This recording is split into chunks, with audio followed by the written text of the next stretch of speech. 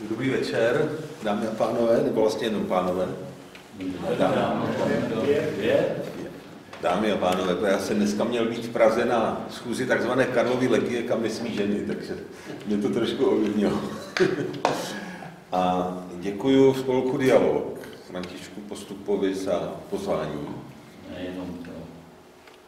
Všem členům tedy spolku. A to moje vyprávění o Číně má dvě části, dneska bude ta první a až někdy zase vyjde řada, tak bude druhá část. Ta první část bude o Číně obecně, o celé Číně, protože se u nás šíří různé, tak bych to řekl, existuje třeba pan novinář Exner, nebo ne, jmenuje se Exner? A ten dělá tyhle ty besedy o Číně, jmenuje se to Novinářem v Číně a podtitul Hlavně nezešílet. Jo. A jsou tady existuje i placený projekt Synopsis při Univerzitě Karlově, který má hlavní prostředky z americké nadace NED. A ti šíří o té Číně spíš jenom pomluvy. Všechno, co tam je špatně. No tak já, protože jsem tam pracoval jako učitel, ale i jsem tam studoval, platil jsem si 2 semestry studia čínštiny, tak nemám důvod tu Čínu příliš kritizovat. Není tam všecko ideální, ale rozhodně nehodlám chodit ve stopách pana Exnera, protože Čína mi dala možnost pracovat jako jejich státní zaměstnanec na státní univerzitě a to by se mi v této republice rozhodně nepřihodilo. Takže já si vaším dovolením sednu a budu pouštět obrázky a budu k nim hovořit. A bude to trošku akademické, jo? Nebude to, že jak tady byl minulý pan Větvička, přehled prostě pivních etiket. Bude to prostě takové, protože jsem tam pracoval jako učitel, tak to je trošku takové, jak jsem říkal, školomecké.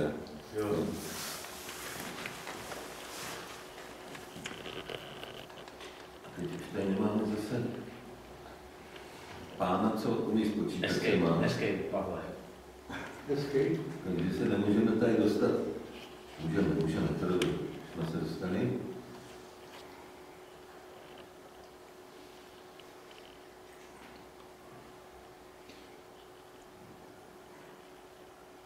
Tak. Takže Čínská lidová republika, to je název státu. Zhonghua Renmin Kunkuko, čínský název. Rozloha je jako celá Evropa, plus minus, jo, necelých 10 milionů kilometrů čtverečních. Počet obyvatel je nyní plus minus 1 miliarda a 400 milionů, takže to máme jako 140 tady zdejších republik. A sahá to tady, nevím, je vidět ten ukazatel snad, jo? Tady od vlastně Pamíru až po tu řeku Ussuri a ze severu, řekněme, od mongolské poušti Gobi až tady po ostrov Hainan, ten už je v tropickém pásmu. A tady je taková šikmá linie, je to trošku vidět i na té mapě. Na západ od té linie moc neprší, jo? Kromě teda monzunového léta, takže tady je velká poušť Taklamakan, tady nahoře je pohoří Altaj a tady je tibetská plošina, tibetsko-činghajská, kde zase skoro celý rok jako mrzne, protože tam jsou až na 5000 metrů a srážek tam taky moc není, tam kam nedošáhne monzunové proudění, takže drtivá většina té 1 miliardy a 400 milionů se zdržuje tady z té východní části. Tady je uvedeno vegetační pásma, takže od tropů, ostrov Hainan. Tropy mají vlastně stejně dlouhý den a noc, plus minus. Až po arktický poměry, to je tady na Tibetu, jsou ledovce a je tam prostě zmrzlá půda i v létě, která rozmrzá jenom na povrchu. Přes léto tam na ní něco vyroste a zase v říjnu to všecko umrzne. Takže to je v podstatě půlka Číny jakoby neobyvatelná, jako ve smyslu běžné pohody, jakou tady máme my. Já, jak už říkal Franta, že se zajímám o botaniku, tak je to nejbohatší květena na severní polokouli. Je tam víc než 30 000 druhů rostlin. Tady Evropa bez Kavkazu jich má asi jenom 15, je tam dvojnásobek těch druhů. Tady důležitá informace, tady je pohoří, tady zhruba někde tady prostřed je pohoří Qinlingshan. A to je důležité, tady myslím, že to je tahle ta horská, no zhruba tady od toho poloostrova Shantung, tady k těm horám, tak tohleto pohoří rozděluje Čínu na dvě části. Na sever se pěstují hlavně obilniny a jí se tam mudle, méně tam prší, protože tam nezasahuje to monzunové proudění. A tady ten jih Číny, to je většina z toho hustě zalidněného území leží v subtropech. Čili na jih od Qinlingshanu, to je tady tohle, tam se pěstuje hlavně rýže a subtropí znamená, že tam nemrzne. No. Jenomže ono se řekne, že nemrzne, to je sice pravda, ale v lednu, v prosinci tam bývá tak 4 nad nulou. A školy toho využívaly k tomu v Sichuanu, tohle je provincií Sichuan, ten obrázek, že se netopí, takže děcka chodí v zimních bundách do školy a tam bude třeba teplota 10-15 stupňů v té učebně, prostě se netopí, venku jsou 4, ale nad nulou. A já, když jsem pak učil na severu Číny, kde jsou opravdu mrazy, tak jsme měli vlastně tu výhodu, že jsme měli vytápěné učebny. Na severu Číny, na severu od toho pohoří, je takzvané kontinentální podnebí. Jsou to velké rozdíly mezi teplotou v létě a teplotou v zimě.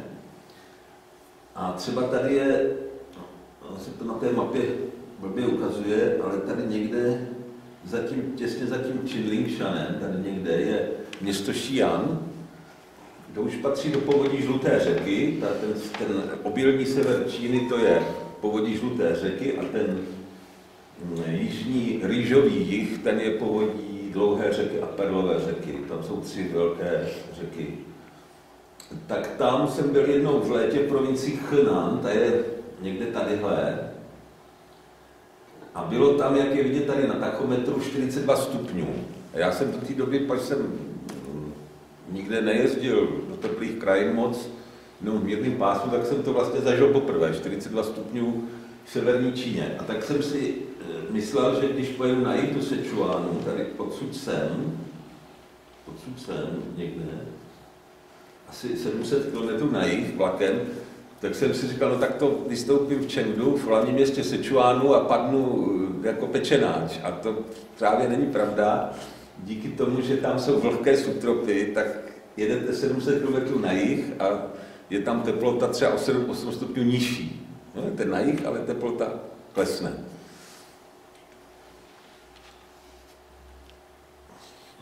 Tak to bylo tak k zeměpisu stručně. K historii zase jenom 3 obrázky budou. Tady máme ten vlevo obrázek, to je opevnění města Xi'an. Ten Xi'an byl hlavním městem Číny někdy na přelomu letopočtu, nebo v 5. století, a teď nevím, jestli před nebo po, spíš po. A tak tam se zachovaly hradby, ale ty jsou už novějšího data, to je z doby, kdy u nás vládl Karel IV. Nebo v Lucemburkové, tam to byla dynastie Ming, ale já ty dynastie neumím, jo? To se probírá, kdo se přihlásí na synologii, tak se probírá historie, asi se zkouší z těch jednotlivých dynastií a králů nebo císařů. Takže tohle je opevnění města Xi'an. Já jsem v Xi'anu učil 1 semestr, a protože pak mě vyhnal covid, celkem jsem tam odučil 4 semestry, ale fyzicky na místě 1. A nepodíval jsem se nikdy na takzvanou hliněnou armádu, kterou tam v tom městě taky mají, to je jedna z největších památek Číny. A tak vám tady ani nebudu ukazovat, respektive můj kamarád tady Míla, který ho zde vítám a děkuji, že přišel. Žil v Číně kolik, 11 let? No, 6 zkusil. 6 kuse. A ten tam samozřejmě byl a já jsem si říkal, no tak tady budu učit 3 roky, tak nepůjdu na hliněnou armádu, to nechám na léto, no a covid a už jsem ji neviděl, no, takže vám ji nepromítnu. Tady vpravo je palác Potala, to je Velhase, to je tibetská památka, to vlastně nepostavili Číňané, nýbrž Tibetané, ale je to taky jedna ze známých památek, na kterou se turisté tam jezdí dívat. Tady nevidím na hodinky, abych to, jestli mám zrychlit nebo aspoň několik hodin. 3/4. No, to uvidíme, jak to dopadne. Tak. A z té historie jsou důležité takzvané opiové války, z té nové historie. Říkám, že neznám ty staré dynastie, co se tam všechno dělalo. Oni válčili mezi sebou často, tam různé státy, ale 19. století se objevují, prostě k Angličanům nestačí Indie a spoustu dalších kolonií a ještě by chtěli Čínu. A vznikly tam takzvané opiové války, které mají dodnes, když už máme 21. století, tak mají dodnes obrovský význam pro mentalitu Číňanů a pro vztah k Bělochům, k Evropanům nebo k Američanům. Ty opiové války byly v podstatě souvisí i s tak, řekl bych, banální a rostlinou, jako je čajovník, protože Angličani si oblíbili pití čaje, respektive marketing Holanďanů a Angličanů koloniální byl tak dokonalý, že kávu a čaj během 200-300 let vnutili úplně každému, takže se v Anglii snad konaly jakési čajové párty, čajopáté a takové i v dělnických rodinách. No a teďka za ten čaj už neměli čím platit, protože Číňané nebo čínský císař bral jenom stříbro a v Anglii začalo to stříbro docházet. A jediný, co se v Číně ještě dalo prodat, oni neměli zájem o vlnu a o takové tady z těch chladných evropských poměrů pocházející zboží, tak jediné, co tam nějak se šlo prodat, bylo opium, které v Indii, britské Indii se dalo pěstovat, že jo, tam má běžný musí mít, nemůže se pěstovat tropech, ten musí mít aspoň trošku chladná, takže že máme dneska Indie, Pakistán, Afganistán, to jsou bývalý britský teritoria a ty toho máku byly plný. Takže jim začali prodávat opium, no ovšem všichni začali fetovat. Na těch opiátech je těžká fyzická závislost, to nedá jen tak přestat. Takže císař zjistil, že má až 1/3 v některých místech sfetovaných, podaných. Tak samozřejmě proti těm Angličanům zasáhl a oni to řešili po svém a poslali tam dělové čluny, jo, že teda tady se obchodovat bude a když tak vám to všechno rozstřílíme. No, takže 2krát byla opiová válka, dokonce v některých pramenech jsou 3 ty války. Ta druhá, která tam je napsána 56-60, se někdy dělí na 2. A aby vlastně Angličani mohli pít čaj, tak klidně sfetovali půlku Číny a poslali jim tam lodě a ještě je tam rozstříleli. Jo. Tehdy to čínské císařství už v tom 19. století upadalo a ta čínská věrchuška byla obětí vlastní namyšlenosti. Ona se nestarala, co se děje tam za horama, za pouštěma v Evropě. A mysleli si, že teda my všecko umíme, když jsme vynalezli ten střelný prach, no a přišli jim s dělama se střelným prachem, s jejich vynálezem a všichni jim bombardovali, takže Čína musela, respektive byla donucena, tehdejší císařská Čína, podepsat celou řadu smluv, kdy se ti Angličani si vybudovali jakýsi obchodní stanice na pobřeží v různých přístavech a valili jim tam to opium pořád, jo, v této době, v té druhé půlce 19. století. A to zase postupně vedlo až k tomu povstání boxerů v roce 1899. Boxerů povstání je to nějak proto, nevím, jestli víš, protože to jsou cvičný kung fu. Jo, to byli prostě ti bojovníci s těma, já tomu říkám fackovací inženýrství, ale správný název je asijské bojové umění. No ovšem zase bojujete proti kulometu s bojovým uměním, že jo? Takže to dopadlo úplně stejně. Zajímavostí je, u toho povstání boxerů to začalo tak, že v Pekingu zavraždili německého velvyslance. Což úplně nabídli těm západním mocnostem, i teda myslím východní, že v Japonsku to mělo taky, záminku na trestnou výpravu. A z Terstu vyplula i loď Rakouska-Uherská, takže náš národ na tom mírně spoluvinen, naši předkové samozřejmě nemohli rozhodovat za císaře, ale císař tam prostě poslal loď, ona tam dojela asi až potom, když pozdání už bylo dávno rozstříleno, ale jela tam. A tím, že Rakousko-Uhersko vyjádřilo ochotu kolonizovat Čínu, nebo prostě ji tam dusit, tak bylo přizváno k dělení kořisti a získalo svoji jedinou zámořskou kolonii, což byla čtvrť v městě Tianjin. To byla jediná kolonie Rakouska-Uherska, která měla trvání asi 18 let, než Rakousko-Uhersko zaniklo. A samozřejmě to století ponížení, kdy to znamená, že tam furt někdo, nějaký cizinci vyjížděli a vraždili a kradli, že jo, prostě loupili. Nejen čaj samozřejmě, tam bylo i tam to hedváby, indigo, co všechno se z Asie tehdy vozilo. Tak ještě pak dovršení tohleto století ponížení je v japonské okupaci, kdy vlastně 37 se tam roztáhli Japonci.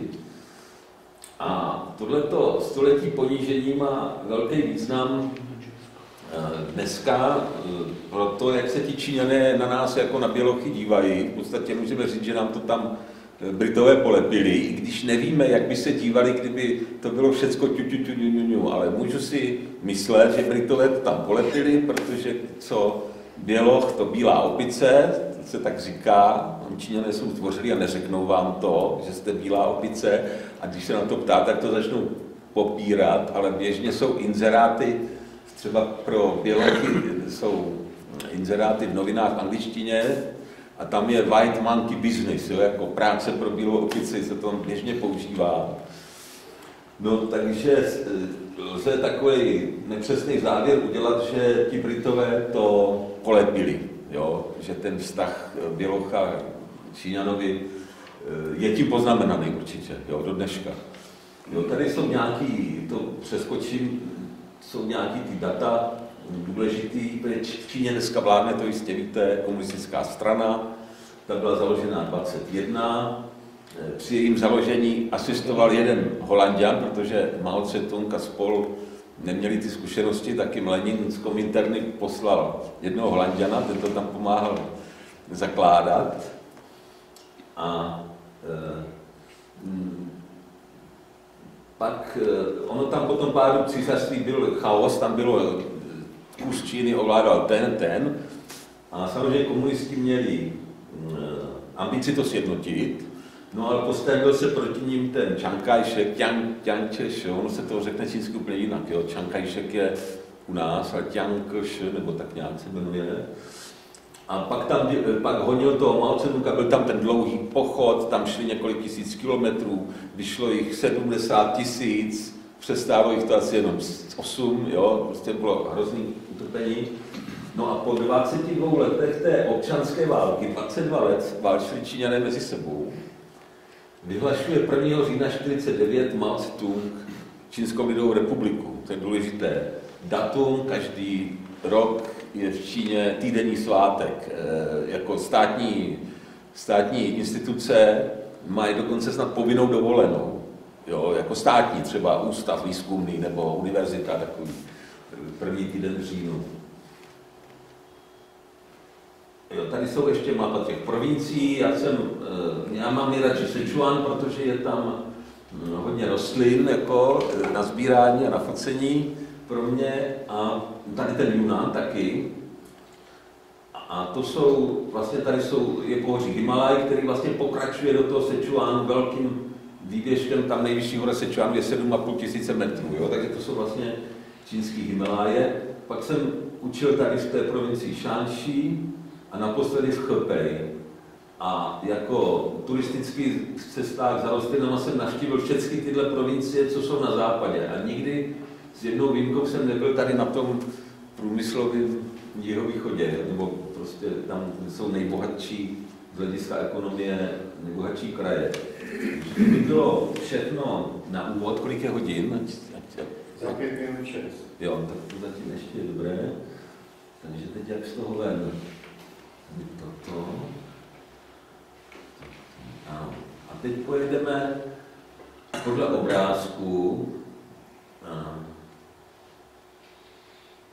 Jo, budeme se trošku snažit chápat současnou Čínu. A já umím čínsky, protože ta otázka by tady mohla padnout, jestli já umím čínsky, tak umím velmi zběžně mluvenou čínštinu, základní konverzaci.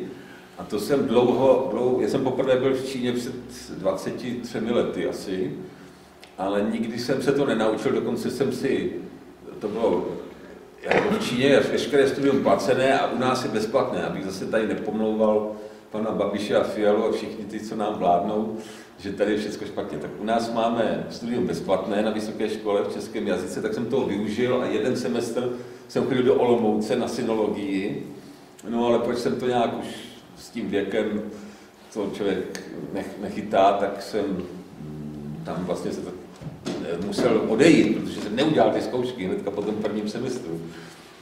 Takže to všecko bylo jakoby marné a až jsem se tu čínštinu hovorovou naučil teďka naposledy předloni, když jsem učil v provincii Hebei, kde jsem byl na soukromé vysoké škole, učil jsem český jazyk a to byla škola, jakoby, já jsem tomu říkal odpadní studenti, odpadkoví studenti, škola, kde bylo drahé školné, které ti rodiče těch dětí mohli platit a byla určená pro ty, co propadli u zkoušek na státní univerzitu.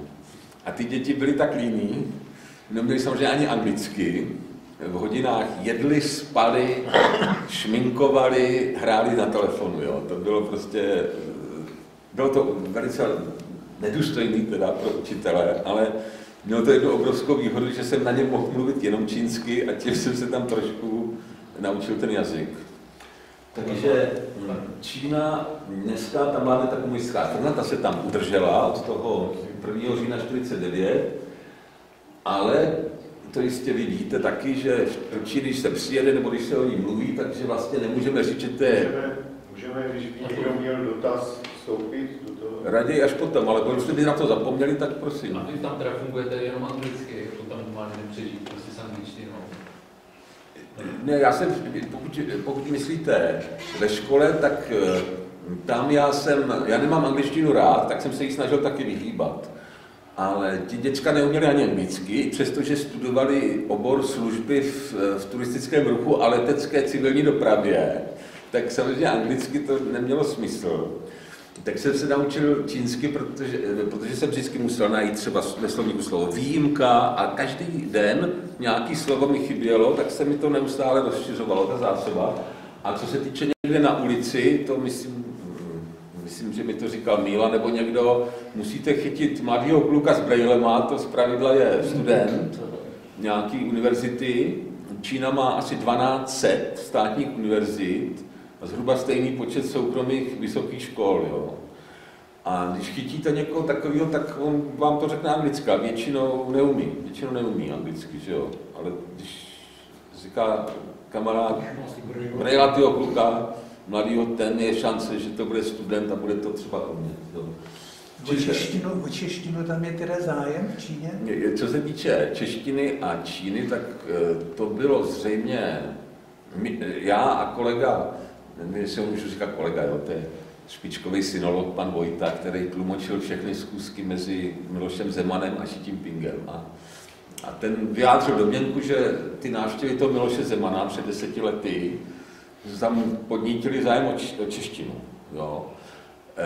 Tam jsou, ne ve všech provinciích, ale v celé řadě jsou vysoké jazykové školy. Jo. Tady, když přijdete do Olomouce na sinologii, tak vám řeknu, ale pane Křivka, my nejsme jazykovka a chtějí po vás literaturu s přednášeným letopočtem, jo? Nebo prostě takovýhle v úvozovkách strašně užitečné věci, když pak jdete do Číny. Jo? Tak paní Křivka, my nejsme jazykovka. Čína je věcná, pragmatická, věcná. A učí děti živému jazyku. Jo? Čili oni se nebudou učit třeba Boženu Němcovou, ale budou se učit češtině, když to budou mít jako hlavní předmět.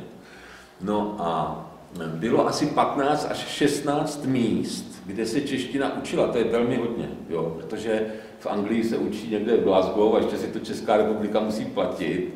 Možná někde v Nizozemí bude, něco možná v Americe, na nějaké univerzitě, nějaká bohemistika, to bude tak Česko. A tam bylo na 15 až 16 místech, dokonce ve městě, kde já jsem učil na té odpadní škole. tak byla státní geologická univerzita a ta učila taky češtinu. To mě úplně šokovalo v takovém relativně nedůležitý provincii, jako je Chopej, že učí 2 školy v jednom městě český jazyk. A tam se pak mě neřekli proč. Ta univerzita měla fakultu cizích kultur a jazyků, státní geologická univerzita Šoťář Chopej, a učila jenom francouzštinu, angličtinu, korejštinu a češtinu. Jo. A podobná situace v Zhejiangu, jméno nevím toho města, ale provincie, učila 13 velkých jazyků, jako je arabština, italština, ty evropský, že koloniální, francouzština. A mezi těma 13 taky měli češtinu. Takže jsme zhodnotili, že to byla asi výsledek návštěv Miloše Zemana, že si to jinak nedovedeme vysvětlit. Samozřejmě se překládali tady, ti bohemisti čínští překládali českou literaturu i moderní, takže všechny Kunderové, Hrabalové existují dneska ve znacích tam. Jo. To mohlo k tomu přispět, že se tam rozšířila literatura. No, hudbou to nebylo jako v Japonsku, že by poslouchali Smetanu, Dvořáka, toho většinou vůbec neznají, ale literatura. No, takže já přejdu tady k těm obrázkům. Takže tady vidíme sochu velkého korundelníka, Tsetunga, na životní velikosti, v hlavním městě Sichuanu, Chengdu. Tady je vidět, jak je to velký, ještě jsem jej vyfotil letos. Takže ta Čína, vidí tam celou řadu znaků jakoby toho, co my známe, pokud nejsme mladí, většinou jsme tady už staří, tak to známe z doby Gustava Husáka, že Marx, červené hvězdy, prostě ty znaky, vizuální znaky komunismu, tak ty tam v Číně najdete, ale ten běžný život vám připomíná teda ten kapitalismus, jo? To je prostě takový zvláštní hybridní systém, takže to, co my jsme tady dřív měli, marxismus, leninismus, tak to oni mají taky. Na prvním ročníku vysoké školy se tam pořád učí, jo, marxismus. Ale je to vlastně zvláštním způsobem smíšený. My jsme tady za Husáka nebylo ani soukromý holičství. To byla znárodněná břitva. A v Číně, myslím, bylo i za Mao Tse-tunga byli soukromí holiči. Oni ti nejmenší živnostníky nezničili. Já si to myslím, já to nevím. Jak to bylo? Určitě ne. Že mohl mít hospůdku nebo živil se svoji rodinu. Jo. To bylo jako omezení. Jo, či my jsme tady vlastně v České republice svědky takzvaného odjezdíkezdismu. Jo, odjezdíkezdismu. Jsme měli znárodněný holičství a restaurace a jídelny Jiřího Paroubka a podobně. A dneska musí být všude kapitalismus, musí být emisní povolenky, to je tržní princip, nebo na železnici musí jezdit 3 druhy vlaků, to je, aby byla ta soutěž. A tak prostě zase máme tu ideologii, oni ji měli předtím a my máme dneska, já se k tomu ještě budu vracet. Jo. Takže vnější tyhle ty znaky v Xi'anu na promenádě byly krásné medailonky s Mao Tse-tungem, já jsem zapomněl, mám to v autě, ukážu tady Svatoplukovi, přijel se mnou autem, tak mám tam, myslím, Xi Jinpinga, krásný medailony. Děcka s pionýrskýma šátkama, tady kluk se krásně postavil do pozoru, když jsem ho požádal na ulici. Tady jsem krátce učil v hudebce, v Jánu, v Sichuanu a tento malý čchal přišel v pionýrském šátku, to se mně strašně líbilo a když jsem ho žádal, já nevím jak, protože jsem neuměl čínský, dneska bych už mu to dovedl říct, ale tehdy ne, ale snad to pochopil, tak to možná nepochopil, anebo naschvál mě chtěl udělat neradost, tak už nikdy si ho nevzal, ale já ho jsem včas vyfotil. Tady oslava před 5 lety bylo 70 let, všecko ve žlutém a v červeném, tady ten nápis znamená vždy kráčet se stranou, to jsem si nemohl nekoupit. Tak.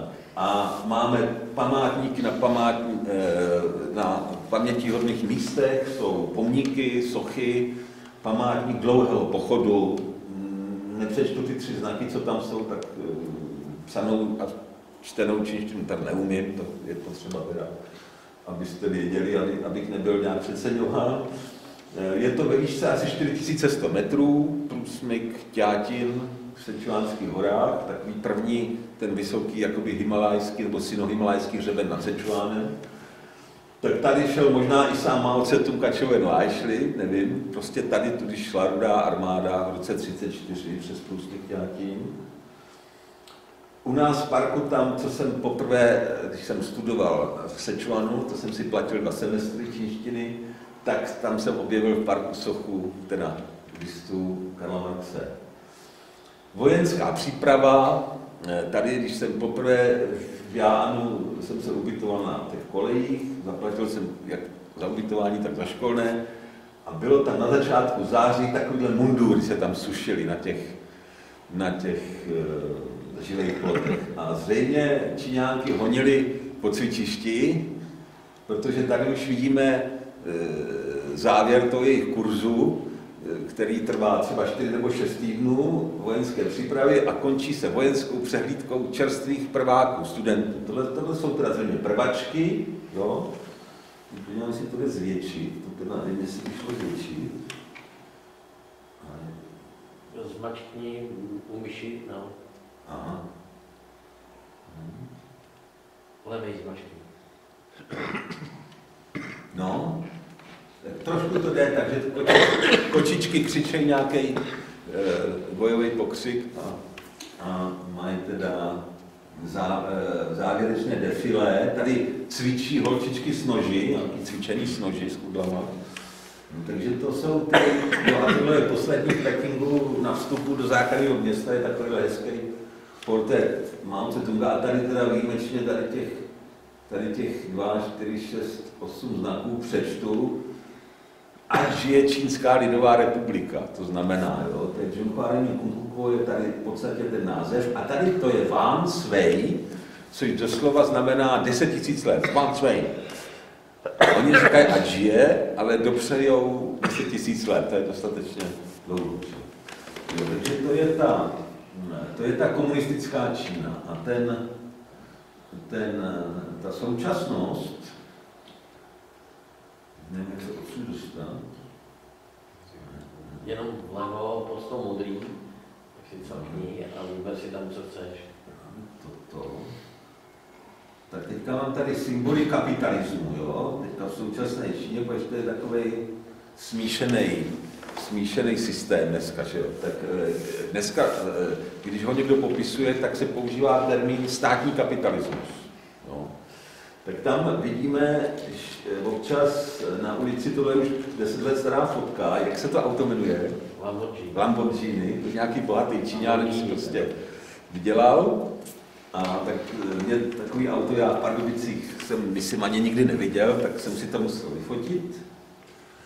A tohle stálo v Xi'anu v podstatě před školou, teoreticky to mohl být nějaký student, jehož rodiče ty peníze na to mu dali. Jo. A tam třeba ti bohatí Číňané posílají děcka studovat do Británie. S jedním studentem takovým jsem hovořil a tam jsou náklady 2 miliony korun za rok. Školné, obrovské, plus ubytování a zřejmě ta Británie již hospodářství, jako to bylo v minulosti, upadá. Největší nebezpečí války hrozí z Velké Británie, jo, ne z USA, vždycky z Velké Británie. Když jim upadalo hospodářství, tak někoho museli napadnout. No, takže to vypadá, že dneska ta Velká Británie to má jako jedno z hospodářských odvětví za astronomické školy děcka z Asie, bohaté. Tady jsem měl možnost předloni, jsem byl pozván zlatou čínskou mládeží na piknik, takže zlatá, bohatá čínská mládež dojede automobily SUV, nebo kategorie SUV, takový s tou vyšší podlahou, za město, vyndá nápoje, stolečky a jde dělat, jak se to jmenuje, grilování, prostě po evropsku, že jo, grilování. A Čína je dost intenzivně obdělávaná země, takže není snadný najít takovýhle jako za městem nějaký takovýhle místo, kde by se dalo jako piknikovat, ale našli ho a mládež, ten je nejblíž na to, u těch flašek s tou vodou, tak to byl můj student v Xi'anu. A tohle jsou nějaký jeho kamarádi. A tam prostě popejkali maso a přijeli tam drahýma autama a to jedno auto tady není vidět, no to bylo prostě skoro jak to Lamborghini. No. Zlatá čínská mládež. Napodobování Evropy naprosto v mých očích debilní sport, zvaný cykloturistika. V Sichuanu se rekonstruovala silnice, když Číňani něco rozestavějí, tak 100 kilometrů hned rozestavějí, ne, že otevřeli jsme úsek dálnice mezi Horní Rovní a Vysokým Mýtem, ne, 100 kilometrů, nebo ještě víc. Takže tady blbej sport, jezdili tím blátem, tím staveništěm a třeba ty nejvýkonnější mladí sednou na kolo a mají nějaký tam to zavazadlo, že jo, a jedou ze Šanghaje do Lhasy, nevím, jestli to stihnou za celý léto, ale prostě napodobování takových těch evropských zálib. No a loni jsem potkal, to mě úplně šoklo, tady to je ve výšce asi 4000 metrů nad mořem. Já jsem tam pahočil pěšky, pač auto, který jsem si půjčil v půjčovně, tam nemělo šanci vyjet, tam je potřeba 4pohon, nemělo 4pohon, to je drahé. A najednou znám pravočím pěška, nebo slyším motory a kluci jezdí motocross někde na Tibetu v 5000. Jo. Takže je tam vlastně jakoby všechny možný znaky třeba evropského životního stylu, tyhle ty zábavy, všechny cykloturistika, pikniky, motocross. A současně se tam dodržují nějaké tradice, to znamená třeba lunární nový rok, to je teď. A je to prostě směs. A země kontrastu, to ještě tam možná vidíme. Jo, tady mám, přinesem, pak je ta kniha, tamhle. Oskar Krejčí napsal bezva knihu Geopolitika Číny, kde je vlastně všecko důležitý ze zeměpisu, z dějepisu i z toho hospodářství. A on skutečně se tím zabýval, jak ta Čína hospodářsky, jak je to možný, jo, se takhle zmohla, když moje matka se učila ve škole v době druhé světové války nebo těsně po ní, že Čína je jednou z nejchudších zemí na světě a že tam prostě kromě rýže vlastně už nic není. Je to prostě samý zemědělství. No, tak dneska to rozhodně neplatí. Jo. Tady je, jak se čínské vládě podařilo snížit tu chudobu.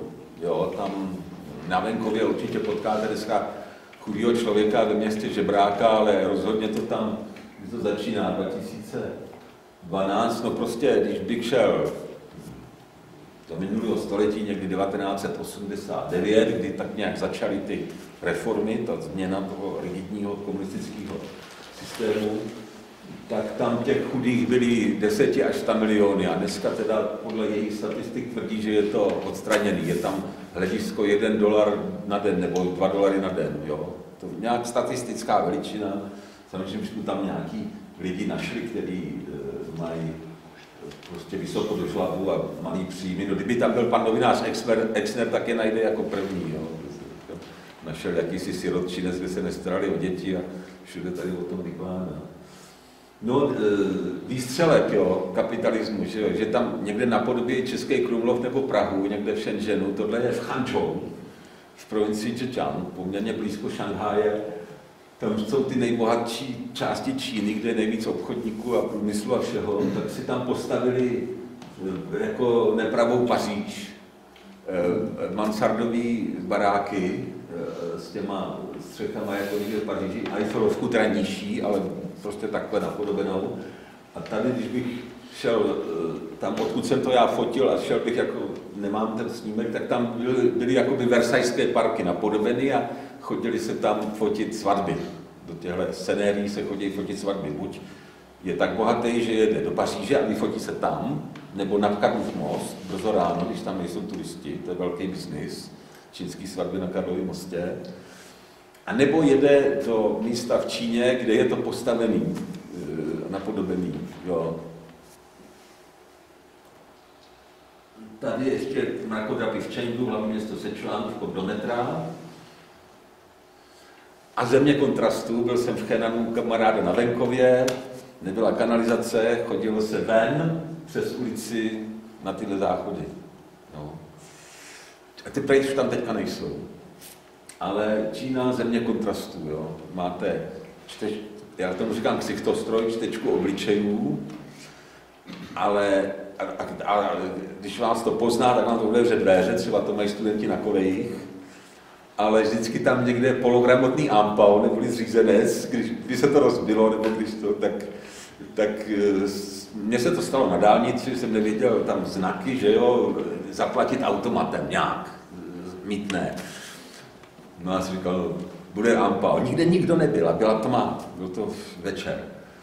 Tak jsem to auto zastavil, vypnul motor a šel jsem jakoby studovat ty znaky. Auta viděli, že tam je bílá opice, tak jeli do jiných těch pruhů. A skutečně tak za 2-3 minuty se objevil zřízenec a ukázal mě, jak mám zaplatit.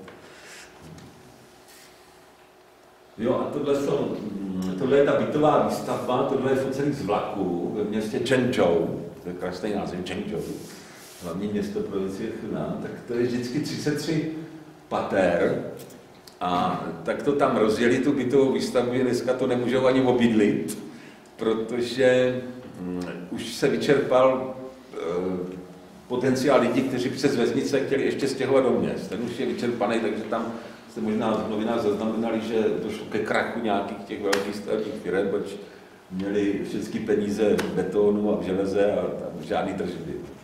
Takže to byla ta Čína kapitalistická. A teďka se dotkneme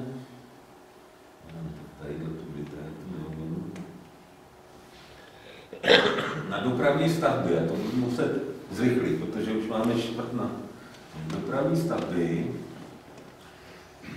To je to, čím se Čína oprávněně chlubí a co si lidé, kteří tam přijedou, pokud nejdou na čínskou zeď nebo na hliněnou armádu, fotí nejvíc. Metro, stanice metra jsou trošku, vidíte, tam je málo místa, kdyby tam hořelo, tak nemají kudy utíkat. Všechny ty schody vedou do ty stanice, ne jako v Praze až na konci, ale vevnitř, jo. Takže to mně připadá trošku jakoby negativní, ale zase je to samozřejmě všechno čistý, naleštěný, hafa uklízeče a nemůžou vás schodit do kolejiště. Tady se musí čekat, že se otevřou tady. Když přijde vlak za tuhle stěnu, tak teprve se dá vstoupit do metra. Tadyhle je nesmysl, proč to tady je, no vůbec nevím proč. V Číně máte všude na chodnících, ale tady v tom metru takovéhle překážky. A většina na ulicích se dá vysvětlit, že to je zábrana, aby tam nejezdili auta, jo, na chodník třeba. Ale celá řada mě připadá tam proto, aby kdyby zločinec utíkal před policií, aby ho zpomalilo co nejvíc překážek. Je naprostý nesmysl, takovýto zábrany. Jo, tady jsou interiér vlaků, metra, kočička tam má mobil, jo, to všichni koukají do mobilu. Tady je plán metra v Chengdu. Když jsem já tam studoval v tom 14. roce v provincii Sichuan, byly 2 linky, po 5 letech jsem přijel a bylo toto. Jo. Tenkrát byl Chengdu rozkopaný a nenapadlo mě, že až ty ohrady odstraní, že tam bude třeba 100 nových stanic a 7 nových linek. Jo. A teďka už tohle je zase z 19. roku a tato linka zase vede ještě 30 km na letiště Tianfu, úplně nový letiště má Chengdu, takže mají 2 letiště. Jo. Dneska je tam asi přes 10 milionů obyvatel v Chengdu a když my jsme tam začínali jezdit, tak bylo snad 5. Prostě se stěhovali do měst, ale teď to přestává. Tohle je Peking. Vypadá to jak někde ve Švýcarsku. A je tam krásně, on tady není moc vidět, spíš na počítači, krásně modlá obloha. Čili žádný smog. Jo. Tam, když prostě klesne teplota pod nulu, tak je tam krásný čistý vzduch, žádný inverze a to, co oni vykládali tenkrát o smogu, to tam skutečně někdy bylo, ale v posledních 10-15 letech určitě ne, protože tam je nejvíc těch elektrických aut na světě dneska, jo? Tam prostě z aut nic se nevykouří. Takže to byly normální inverze, jako máme tady, když nevyjde v listopadu nebo teďka v lednu sluníčko, tak prostě na Orlických horách svítí a tady máme, že je sotva vidět. Tak tohle je okraj Pekingu, vchod do botanické zahrady a tady tramvaj nová, tam taky je teprve pár let. A vypadá to na první pohled jak někde ve Švýcarsku. Tady děkuji Mílovi za tento obrázek, jsem použil vlaky, rychlovlaky. Tady takhle jsou na nádraží. Jezdí po obyčejných v podstatě kolejích, že na těch samých kolejích jezdí pomalu vlaky. Jejíž jízdné je třeba 3krát levnější a drkotá se to opravdu pomalit, no on to nedrkotá, ale jede to pomalu.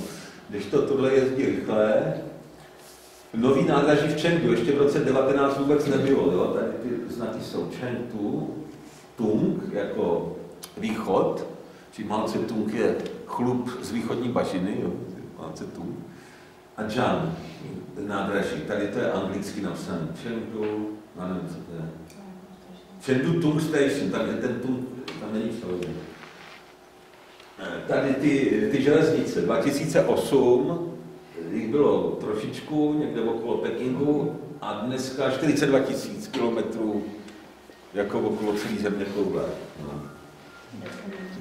Tady Chengdu Xi'an ukazuje ve vlaku, že jede 240 a víc to nejezdil. Já jsem tam jezdil několikrát, protože jsem učil Xi'anu a v Sichuanu jsem měl známý. Tak tahle železnice je asi stavěná na těch 240, ale tohle už je Baoting mezi Šiťářvangem a Pekingem a tam už jezdí ještě rychlejc, to je menší nádraží a tam jezdí takhle přes 300. Jo, tady všecko to je postavené na těch sloupech, většina těch železnic. Když tohle bylo na příjezdu do Zhengzhou, tak je to vidět několik těch tratí na různých úrovních. Tady stavějí přes hory železnici. Jo. Zase už mají narechtovaný ty betonový, v úzkém údolí betonový sloupy. Tady mám video, ale ono je teda 5 minut, tak aspoň kousek ho pustíme. Jestli to půjde. Jak jsou schopni rychle stavět.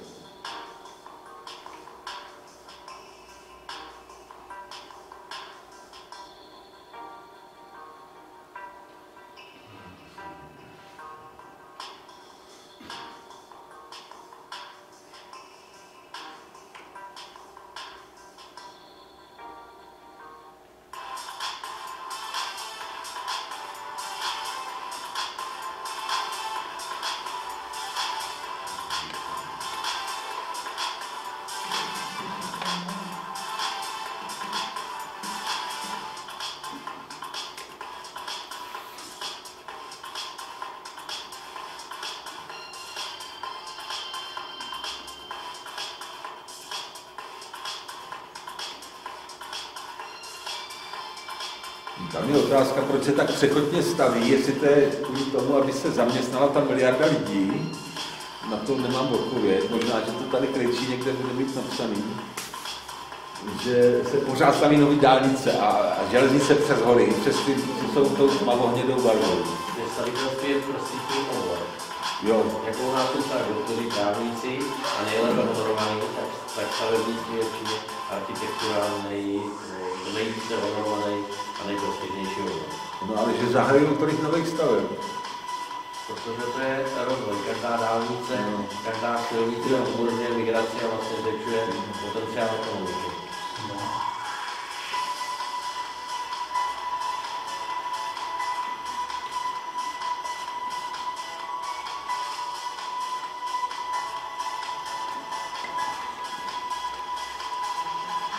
Když tak mě opravdu, moderně ty dálnice stavějí, že to je jako military grade a že to počítají s tím, že to má strategický význam. Ale tu armádu vypraví. Má každá dálnice. Má každá. No a mají to i cvičit, že se v něj strašně rychle přemysťovali po velkým počtu. Jo, to jo.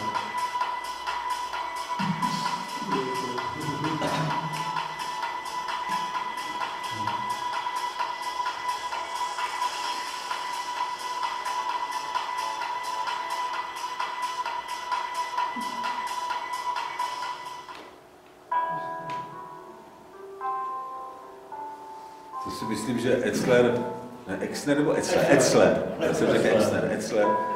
Tady, tohle je teda z internetu, že jo? Ale že takovýhle obrázku on asi nepromítal, že měl ty opuštěné děti a nějaký hladový a otrhaný. Ale bylo o to zájem, že jsem se na tu besedu nedostal, no, takže většinový obraz o Číně podle Eslera bude asi, že je to chudá a nemohoucí země, abychom si tady... Stavějte rychle, na téhle u toho, na tu dálnici za Litomyšlí, jak tam přemostujou svítá silnici 35, jo, tak tam staví dálnici, tak tam mají zatím jednu vozovku a na jaře začnou stavět druhou. Tady už by byli hotoví. No tak já to zkrátím už, jo. Tady prostě nějaký přípravek obrovský, který jim umožňuje takhle rychle to vystavět. Tady je silniční doprava, ještě jsme měli metro, železnice, silniční doprava, mýtnice, dálnice jsou dost drahý. Teďka na YouTube najdete videa Pavla Dvořáka, který tam žil a neustále vykládal, nebo žije ještě, já jsem neviděl všechna ta videa. Tak tam to on taky píše, že jel z Junanu do Šanghaje a zaplatil, já nevím, třeba 5,5 tisíce českých korunách za tu cestu na těch poplatkách, jo. To je prostě 2,5 tisíce kilometrů. No. Takže to je mýtná brána, nebo ne mýtná brána, jak jsem říkal, výběrní pokladna, nebo nějaká. Jo, tady ještě jedno video od Míry.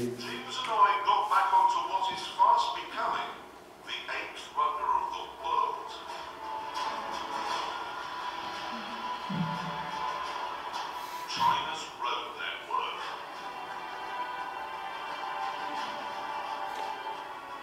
In 1988, China had no motorways at all. And now, 30 years later, it has 84,000 miles of them. That's more than any other country in the world.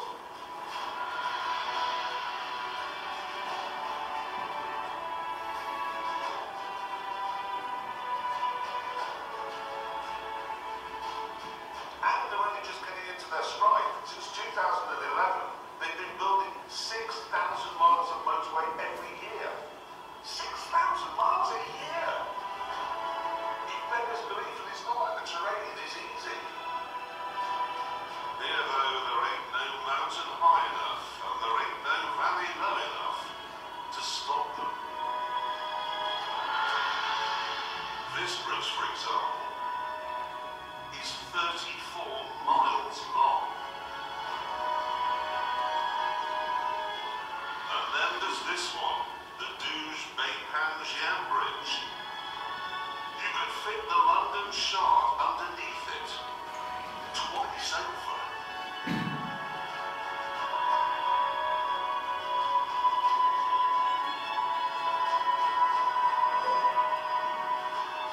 I'm telling you, in Britain we're doomed.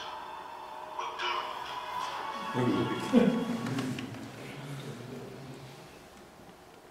To je tohle. Já ještě tady v tom filmu byla zřejmě tohle místo, já jsem ho, ono se to často fotí, je to dálnice ze Sičuánu do Jinanu. A takhle opravdu, když tam jsou vysoké hory, tak Číňani vykopou tunel, který takhle v té hoře dělá spirálu, a nebo je ta spirála jakoby ve vzduchu na těch sloupech. Jo. Takže tohle, tady se to překonává nějaký hory, tady se staví takový jeden velký most přes řeku Tatu. Tohle jsem fotil v roce, myslím, 17 nebo 18, jo, že už styčili jeden ten pilíř, nevím, jak se to dělá, jak dostanou ty lana na druhý břeh, to já nejsem technik, prostě to nějak jde. Staví se to celý nad přehradou, jo. Tadyhle už to je v provozu, to k 70. výročí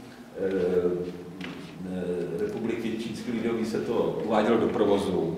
Já jsem přesto jednou jel v noci, takže teďka jsem chtěl to jako jet, pokud možno někde, pokud by šlo zastavit, vyfotit, ale byla objížďka, takže já jsem tam přes den nejel, ale tady na internetu je krásná panoramická fotka. To je prostě údolí, který je třeba 2 kilometry hluboký, to jsou ty hluboký údolí, kde ty řeky pramějí nahoře na Tibetu a furt se jako zakousávají do těch hor, až vlastně to nejhlubší údolí je de facto 6 km dlouhý, hluboký. Takže takhle vypadají mosty silniční, veliký. Prostě je nezajímá, že tam jsou hory nebo jezera, prostě buduje tunel nebo most a postaví to prostě všude. A tady už začínají hnedka, tohle je naproti tomuhle, prostě o asi 2 kilometry vedle, je to jedno vidět.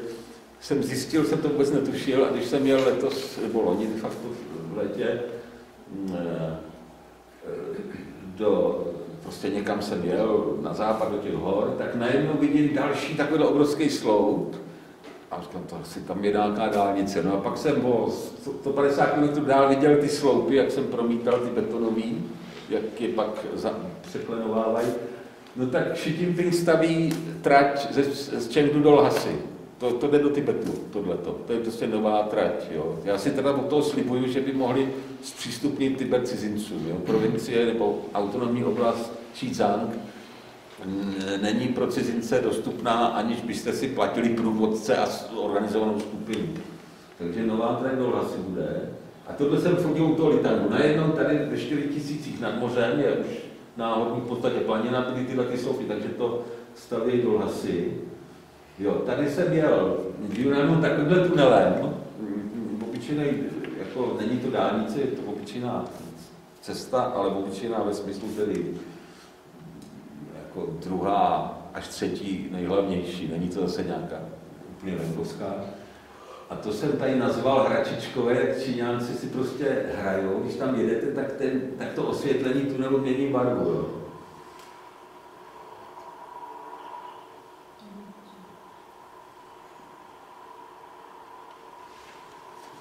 Jo, takže prostě takové hračičkové, tak to u nás asi taky v Evropě to asi se nepotká tohle, jo. No, takže to by byla ta doprava, teď už to bude zrychlenější.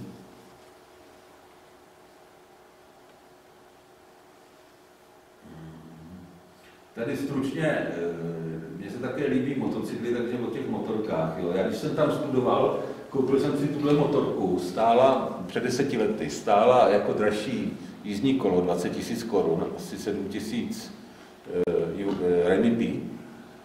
A tenkrát měli všude tady ty vzduchem chlazený motory. Jo. Když jsem přišel v roce 19, už byl vodou chlazený, pod kapalinou. A ten typ, tohle ta značka Kajo se dá koupit, přesně tohle se dá koupit i tady, to se dováží. No. A třeba ten video, ten nic.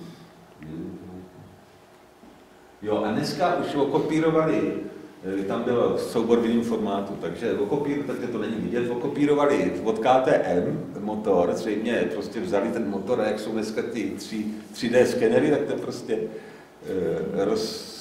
analyzovali a vyrobili. Takže dneska už takhle motorka má uváděný výkon 300 dvoutaktní 42 kW, což je strašně moc, nevím, jak to je ve skutečnosti, ale ty motorky měly vadu, že se mě ta motorka, když jsem na ní někde jel, nebo teda mě spadla ze stojanu, tak byla ze špatného materiálu a mohly se hned řídka. Ale v podstatě, kdyby vychytali nějaký vady, pokud tam jsou, protože těch výrobců je několik a jsou tam velký vůle, jsem sledoval ruský weby, no tak za chvilku vytlačili KTM, pak okopírovali motor a kdyby zbytek zlepšili kvalitu, tam ještě něco dohánět, tak by to, ono jim nepotřebují tady zaplavit Evropu, oni mají Indonésii, Indii, ten trh je obrovský, nikdo tam nic takového nevyrobí. Jo, takže tohle jsou už ty, jak to dělají dneska, to je prostě okopírovaný motor z KTM a barvy ze španělské značky Gas. Prostě a tahle motorka tam ta první, co měla, tam měla asi 10 kW, to vzduchem chlazená stála, těch 20 000 a tohle už dneska stojí 90, ale KTM stojí 220, takže furt jsou velice levnější, jo, už na stejných těch. No a tady se dostaneme k takovým už skoro před závěru, tady zase z knihy Oskara Krejčího, jak roste podíl na produktu světovým, tak vidíte, že Čína jde nahoru za posledních 35 let, nebo 45, tedy 80, to byly někdy 3%, a dneska to je 20% světových produkce a USA mírně jde dolů, jo. Takže to je portrét portrét toho pána, který ho tak trošku způsobil, že ten se jmenuje Ten Xiaoping. A vzadu je Xi Jinping, současný prezident, to jsou plakáty, které se dají koupit na přelomu roku na tržnici. Samozřejmě je tam i Mao Tse-tung a je tam i... Moment. Ne, tak to mám až jiné. Je tam i Josef Vissarionovič, velice populární postava v Číně, takže velký Stalin, velký Mao, velký tyhle čínský pohlaváři. No a ten Teng vlastně Krejčí píše v té knize, že Mao Tse-tung, velký kormidelník, když se mu něco nedařilo, prostě něco špatně, tak řekl, no to jsou ty lidi, jsou málo uvědomělí, jo, a začal je třeba dávat do vězení, nebo nevím co, prostě velký skok kulturní revoluce, jo, spoustu obětí. A tenhle ten pomalu je smrti, to vzal jako do ruky, se mu to povedlo. A to jsou ty jeho známé výroky, nezáleží na tom, zda kočka je černá nebo bílá, musí chytat myši. A takový ten druhý výrok, někteří zbohatnou i hned, ostatní později.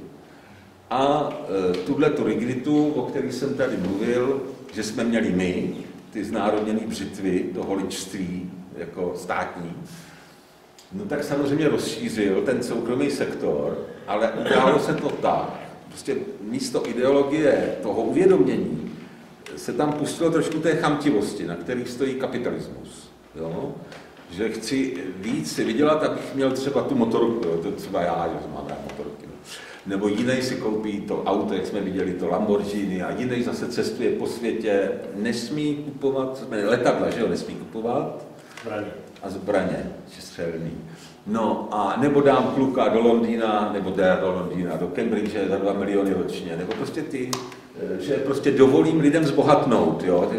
Husák to měl z toho noční můru, že by někdo zbohat, tak se kontrolovalo ty honoráře, to jistě si pamatujete, když někde byla smlouva, já jsem třeba překlad udělal jednou nějaký a musel se to podepsat a vykazovat, jo. No takže se tam smíchala, je tam smíšená ekonomika, je jak státní, tak soukromá, což je mimochodem i v Rusku dneska za Putina, protože některý ty velkopodnikovatele byli odesláni do emigrace. A vidíme to na zbrojním průmyslu a farmaceutickém průmyslu. Teďka Rusko, že má státní zbrojní průmysl, tak samozřejmě má velkou výhodu v té válce na Ukrajině. A při tom covidu se ty farmaceutické koncerny chovaly tak, že z toho plyne jednodušší závěr, že ve farmaceutickém průmyslu nemá soukromý sektor co dělat. Oni prostě si s prostými metodami, covidovou panikou přihráli a neúčinnými vakcínami, škodlivými, miliardové zisky. Jo. Čili prostě ta Čína v podstatě experimentuje, ale experimentuje dobře, až právě na ten covid, který nezvládli a testovali, ne že protestují, ale protestovali miliardy renminbi, že zavřeli na 2 roky lidi do měst, do bytů, nosili jim tam nějaké jídlo, nebo takový, si tam nikdo neumřel hlady, v Xinjiangu byl lockdown půl roku. Takže teďka Čínská lidová republika, jejíž hospodářství se úžasným způsobem rozvíjelo, jak jsme viděli v těch obrázcích, teďka zabrzdila a dostal se státní rozpočet tam do problémů, což se pozná podle toho, že zrušili vízovou povinnost. Česká republika ji stále má, protože tady máme pana ministra Lipavského a jiné geniální jako nadávače na Čínu, ale Slovensko, Rakousko, Německo na 14 dní prostě sedne do letadla, nepotřebuje vízum. A to Čína předtím nikdy nedělala, ta furt zpřísňovala. Až do toho covidu bylo furt dotazník na vízum, měl čím dál víc stránek a tak dále. A druhý takový věc, že jeden krajan hraje v Sichuanu v orchestru na lesní rok, symfoniáků, a vykládal mi, že někdy předloni čínský hráči nedostali mzdu. Jo. Že prostě přeskočili jim jeden plat. A ještě jiný známky, ale tohle, dokonce prý se objevili někde bezdomovci v té nejhorší stádiu tady těch potíží. Takže teď tam ty potíže nějaký jsou, ale asi se je podaří překonat, nevím. V jeden čas se mluvilo, že by Xi Jinping mohl jako rezignovat, ale asi to překonali, prostě tam nejsou demonstrace. Jakmile by se Číňani, kteří jsou normálně poslušní a podporují svoji vládu, kdyby se začali bouřit, tak už by to bylo hodně silný. Takže se to asi podařilo urovnat. Je tam teďka nedostatek peněz jak u osob soukromých, tak u státu. Já jsem jel autem a hotely na 1. října, který mají být ten 1. říjnový týden, kdy je ten státní svátek, mají být plné, byly poloprázdné. Říkají, říkají, že nesmíš to, budeš platit trojnásobek ceny, kde pak? Prostě je vidět, že teďka nemají ty prachy. Jo. Jo, a ještě teda poslední vlastně takovou věc, jak to je teda možné, že ta Čína se takhle hospodářsky zmohla, je v podstatě dneska největším hospodářství na světě, tak to já na to odpověď nemám, asi tady Oskar Krejčí má, ale vidím tam 3 body. Století ponížení, že opravdu ukázat těm bílým opicím, že my to všecko dokážeme udělat lépe a rychleji a více. Pak tam je opuštění té ideologie, že my tady máme dneska kapitalistickou ideologii, která strašně uctívá soukromý majetek. Jo? Takže my máme, oni mají těch, kolik tam bylo, 160 000 kilometrů dálnic a my máme farmářku Harvaránkovou. Jo? By tady měla mít pomník. No, 25 let bránila někde výstavbě dálnice. Takže křečovitá úcta k soukromému majetku, která je vyslovně ideologická. Jako Marx chtěl všecko, nebo Marx, nebo prostě tehdejší režim všecko státní, tak dneska tady my se utápíme v ideologii, samozřejmě nesmyslná ideologie lidských práv. Do toho nám přece nic není, jak koho tam oni utlačují. Nebo nám jo, když jsme aktivisti, ale proč má ministerstvo zahraničí odbor lidských práv? Jako, a my to máme platit, jo. Čili ideologii, oni opustili to, co jim bránilo, jim to opustili a my jsme se k tomu jako dodali víc tady oxid uhličitý, tyhle nesmysly, jo, prostě o tom, ten klimašvindl, tak to v Číně samozřejmě taky není. No a pak ta třetí věc, no, nevím, jak bych to řekl, no prostě udělat ty reformy tak, abyste ten potenciál hospodářský a tvůrčí těch lidí uvolnili, jo. Že tady jsou určitě u nás případy, kdy se vám nevyplatí něco podnikat nebo začínat, protože jsou podmínky takové, že to nemá smysl. Tak v kombinaci nějakých takových faktorů, jako ty bílé opice ukážeme vám a chceme si víc vydělat prostě a opustíme tam tu ideologii a přitom učí furt marxismus, čili oni to dokázali nějak tak spojit, že hospodářským prakticky dneska nelze konkurovat. A ještě tady mám poslední 2.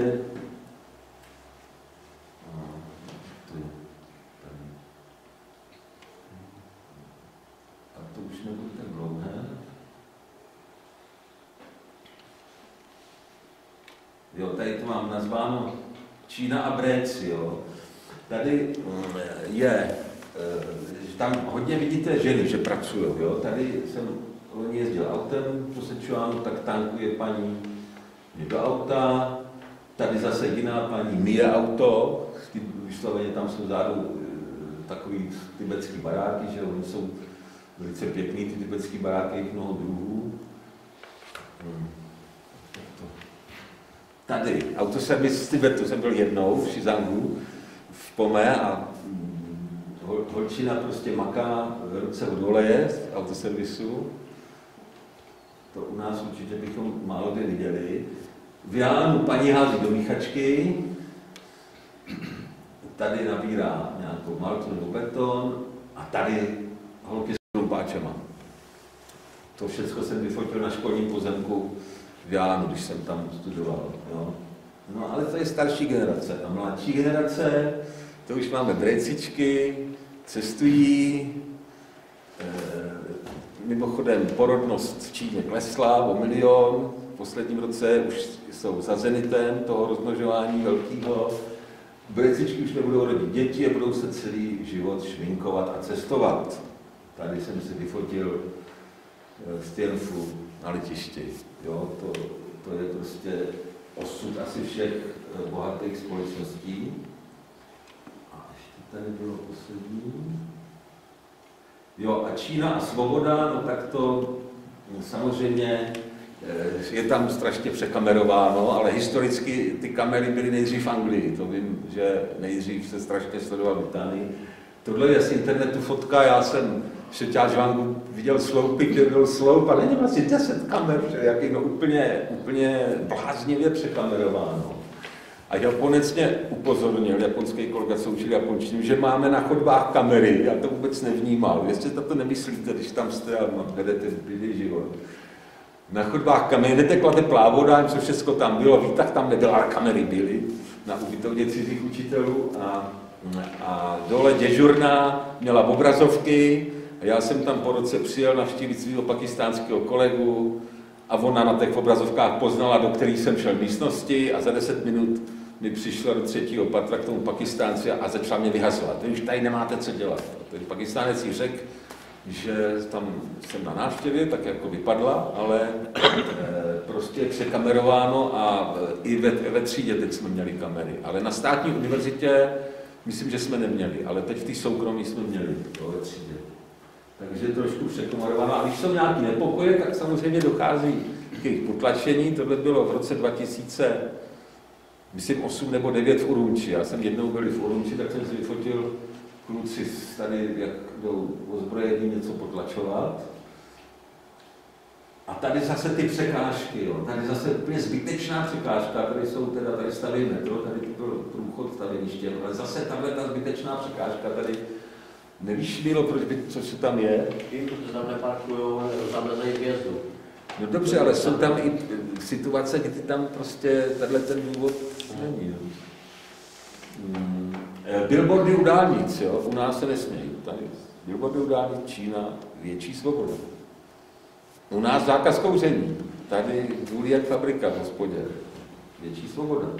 To Albánii taky. Když tady vládl Babiš, a on asi zase bude, tak bláznil s tou EET, tak tady hotovost, jo? Žádný na tržišti, že by něco organizoval. Tady velice vzácný případ, výplata v hotovosti. Fotil jsem ve škole v Čáďvangu, předloni si na tom zgusnul, jsem zažíval mládí v JZD. Jo. Výplata v hotovosti. Pak už posílal na telefon, ale jednou to bylo v hotovosti. Hákový kříž. To je znamení dlouhověkosti. Znamená 10 000 let ve starších čínských znacích. Tohle je krásný slunečný údolí v Sečuánu, tam ty velehory jsou nahoře zamlžený, prší tam a v suchý slunečný údolí, tam se pěstují dole mandarinky pod ledovcem, to je velice zajímavý. A já jsem samozřejmě žertoval, tak jsem toto údolí nazval údolí Vůdce. A tady vidíme nově provedený jeden. No, tak za to by u nás určitě byl flaster. A tady lze koupit jako přívěsek. Josef Vysarionovič, tady jsem přines ukázku, dopak máme fyzickou ukázku. Fyzická ukázka.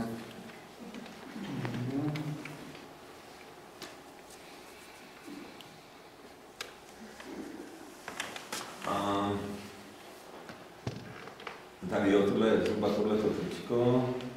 Krásná kapucová bunda, kde je Stalin vyveden jako motorkář ve cvičkový bundě.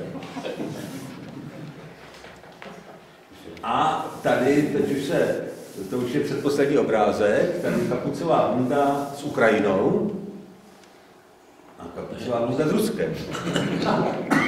A já jsem shodou okolností v této době trestně stíhán za tuto druhou bundu. Jo. Ještě nebyla podána obžaloba, ale už bylo zahájeno stíhání. Takže až uslyšíte, jak v Číně je velká nesvoboda, tak pozor na to. Jo. Takže to je tak všechno. Dneska děkuji za pozornost a jestli ještě jsou nějaké dotazy, tak na ně rád odpovím. Já teda ještě mám prezentaci o čínském jazyku, ale to by vás unavilo, takže teď je ta doba, kdyby se mělo skončit. Tak já bych dotazy měl. Já bych se rovnou chtěl zeptat na ty digitální prachy, jak mají ty renby, přesně jak jste říkal, jenom v tom mobilu. Dostanete prachy a fakt jako expirujou, nebo jak to je jako s penězma, když třeba dostanete... Jste viděl, jsem dostal výplatu v hotovosti. A ten na tržišti taky prodával za hotový. Tam vedle hotovosti máte program WeChat, se jmenuje, Weixin. A tam máte integrovanou funkci převádění peněz, takže když já mám kamaráda, a je to propojený s účtama v bance, já když zakládám účet v bance, tak můžu taky nepodepsat, že nechci propojení s aplikací. Jo. Takže to je normálně jako bankovnictví, jako když to... A já můžu kamarádovi tady, Míla, máš vejčer, tak já mu můžu převíst nějaký prachy, jenom to tady takhle, tohle, a když on to tam, on to přijde na jeho obrazovku a on to odsouhlasí, dostane peníze. Jo. Takže a i poslední babča někde v Tibetu, která prodává nějakou řepu nebo koření nebo co, tak má ten čtverečkový kód pověšený na tom, a vy děláte tady jako na to namíříte ten fotoaparát v telefonu a ono vám to, a ona vám řekne, stojí to 8 renminbi. Vy tam napíšete svým prstem 8 a teďka vás to žádá potvrdit PIN 6místný, tak to tam naťukáte a ozve se ting tong a ženská už to dostane, už to vydá zvuk, že to přišlo na její telefon. Jo? A takže se tam strašně platí. Já strašně nesnáším elektronické systémy a pokladny v Albertu a na letišti, ale v Číně bych si to nemohl toto nesnášení dovolit, takže jsem se to musel naučit a není to těžký s tím výčetem. A je to v celé Číně 1, 2, možná 3 platební aplikace. A ne, že tady jedna banka má svoje a tamhle tam má tohle a přijdete do Lidlu a máte naši aplikaci, no to ne, jo. Ale existuje to tam. Restaurace mají aplikace, že si to tam nahrajou a pak vám nedonesou jídelní lístek a vy si objednáte na telefonu. Ale to já zase zásadně odmítám. Jo. To bych měl mít v tom telefonu tisíce aplikací různých jančurů, vy tady tedy, jak se jmenuje ten podnik? Regiojet, že jo? Regiojet. No. Jo, takže tam existují ty velice pokročilé a pohodlné aplikace v telefonech. A třeba platit kartou, jak je u nás, že strčit kartu, tak to na nádražích je, ale je to vzácný. Málo toho je. Já jsem platil jenom kartou na nádraží. A že by peníze jako expirovaly, to jsou jako scénáře pana Švába a tady těch, jako co chtějí jako úplně ten Great Reset dělat, ale to tak není, že by expirovaly. Jo. Já tam už teďka rok nejsem a furt teda, když se podívám na konto do banky, tak tam ty peníze jsou. Takže to není jako, že by vám prachy zmizly, nebo že by byly zatím jako, jak říkáte, ten scénář těch CBDC, tak to tam prostě jako není teda. Není, a ještě rovnou řeknu druhou věc, že Čína je tedy obviňována nebo označována jako někdo, Čínská lidová republika, že má sociální kredit. Tak minimálně v roce 19, když jsem učil v Xi'anu, tak ještě nic takového nebylo. Na několika místech se zkoušely takovéhle metody, že by se to tam v budoucnu mělo zavést, že prostě každý občan bude digitálně vlastně sledovaný, bude mít anglicky řečeno rekord, kde přešel na červenou, nebo prostě takový hříchy tam budou, jo. Takže to celoplošně nikde nebylo, jestli to je teďka 25, to nevím, to bych se zeptal kamarádům, řekl bych, že ne, ale byl tam systém na dlužníky, protože v Číně, a to se zase vracíme k tomu zvláštní hybridizaci socialismu a kapitalismu, nelze vlastnit nemovitost. Čili čínský katastr nemovitostí je vlastně jenom registr nájmu. Tam jsou dlouhodobé nájmy. Vy si koupíte dům v tom 33-patrovém paneláku a máte ho na 70 let. Jo, koupil jste si pro nájem. Čili těm dlužníkům nelze zebrat střechu nad hlavou, takže na ně musela být vyšší přísnost, tak na ně byl tenhle ten jakoby. Jo, to není ono, ale je to jakoby ten sociální kredit. A když on se dostal na ten seznam těch černých duší, tak si nekoupil lístek na letadlo, na vlak ani na autobus. Když já jsem začal jít do Číny, prodávali se lístky za hotový u pokladny na autobus a teď už jsou všude na nádražích autobusových i vlakových automaty. Ale cizinec si tam nic nekoupí, protože to je to na čínský občanky. Takže já musím mít pokladně Ampao, zřízenec, ten mě to prodá. Jo. No a takže ten, kdo byl na černém seznamu, že někde dlužil, tak veřejná doprava jako v podstatě neexistovala, tak musel taxíkama nebo musel mít auto, no, prostě jinak se nedopravil. Ale takový, že by tam všecko, jako sledování tam je, Japonec, já jsem ho nevnímal, Japonec tě upozornil, bába tě sleduje, tady je kamera. Tak to tam určitě je, někdy to může být nepříjemný. Co se týče jako útlaku, tak ten tam taky je, u těch Tibeťanů, ale ne takový, co tady říkají ty aktivisti. Čína nevydává většině Tibeťanů cestovní pasy. Jo, že vlastně diskriminuje člověka, který bydlí v Šizangu nebo v Yunanu někde, že mu nedá cestovní pas. Ale jako, že by tam... Po mně učil češtinu nějaký Slovák z Bratislavy, takovej progresivné Slovensko. A neustále měl v hlavě, že Čína, to je ten útlak a tady se jenom pochoduje, to je prostě kasárenský režim.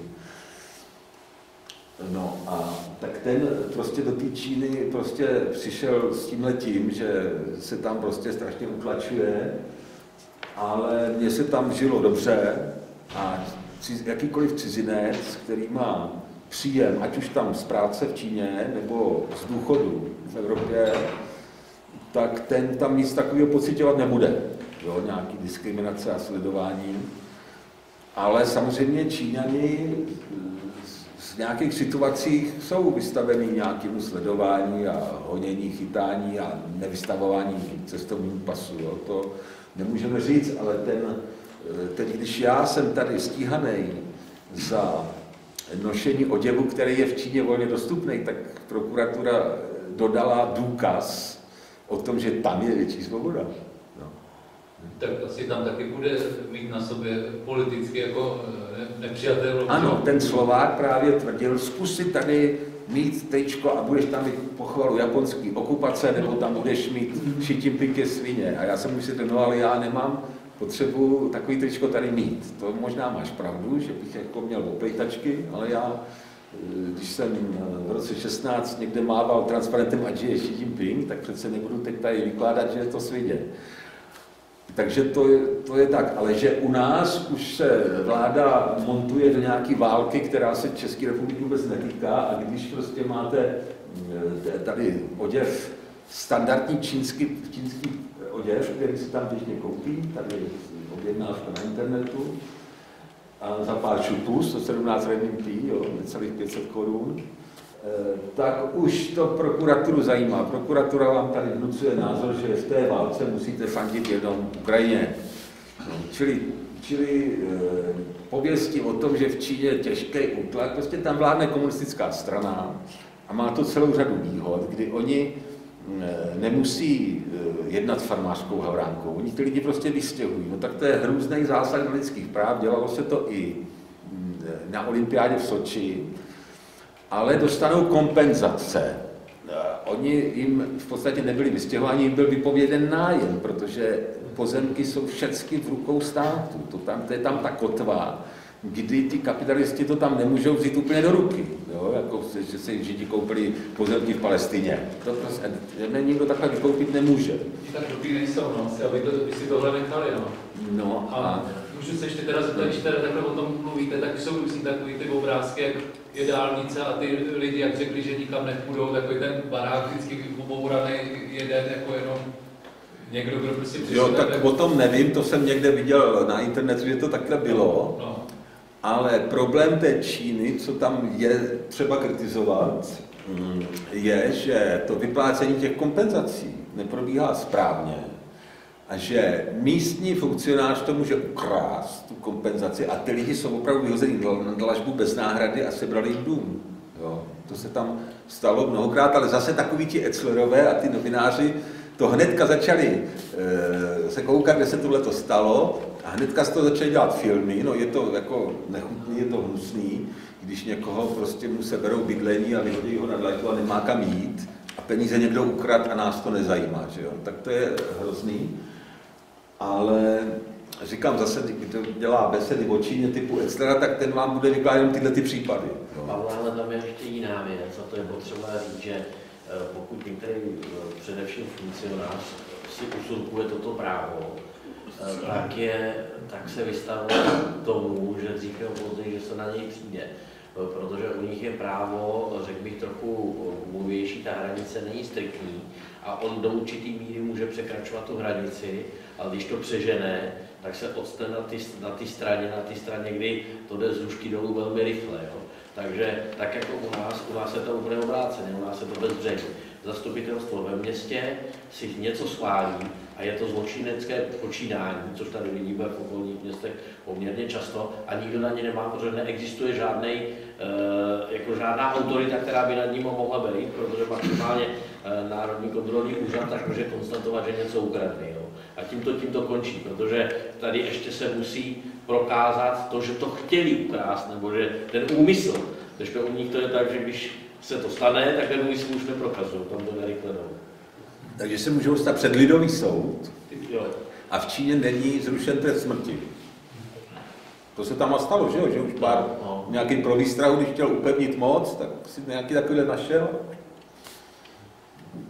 A ještě se teda zeptám, jak jste říkal, že si všichni takhle pronajímají, má třeba cizinec šance jako si taky takhle jako tam usadit, jako pořídit si. Já se na to chystám, ale ještě k tomu nenazrála doba, že bych se tam aspoň na pár let usadil, nevím, jakého věku se dožiju, jestli to ještě stihnu, ale musíte mít, hlavní překážka pro cizince na usazování v Číně je vízum. Já mám teďka 5letý, mohl bych to udělat, ale 5letý, takže nejdelší doba je 90 dní návštěvy. Musel bych každý 3. měsíc je třeba do Japonska. Jasně. To takhle dělali ve Vietnamu, myslím, že vždycky 3 měsíce tam jsou, přejedou vrátí. Jestli mají stejný vízový režim, ale je spousta lidí z Ameriky i z Evropy, kteří žijou v jihovýchodní Asii na důchod. A hodně to je Malajsie. Jo.